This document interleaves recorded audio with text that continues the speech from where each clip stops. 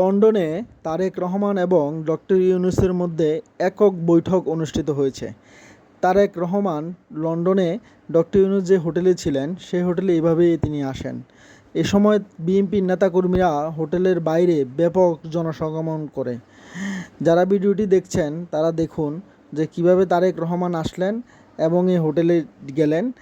তাকে আসার পরেই অন্তর্বর্তীকালীন সরকারের প্রেস সেক্রেটারি শফিকুল আলম তাকে স্বাগত জানান। তারেক রহমান সবাইকে হাত নেড়ে শুভেচ্ছা জানিয়েছেন। এই মিটিংটি বাংলাদেশের জন্য খুবই গুরুত্বপূর্ণ, কারণ এর মাধ্যমে বাংলাদেশের নির্বাচন, আগামী দিনের বাংলাদেশ কী হবে, এটা অনেক কিছুই নির্ভর করছে।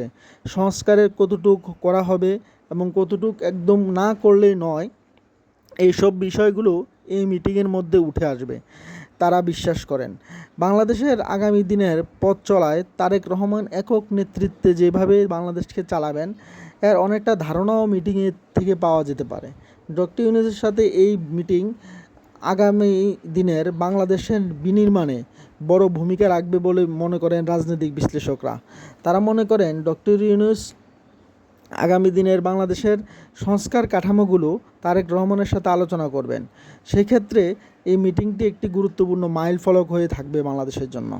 যারা ভিডিওটি দেখছেন চ্যানেলটি অবশ্যই সাবস্ক্রাইব করবেন, শেয়ার করবেন। ধন্যবাদ সবাইকে ধন্যবাদ।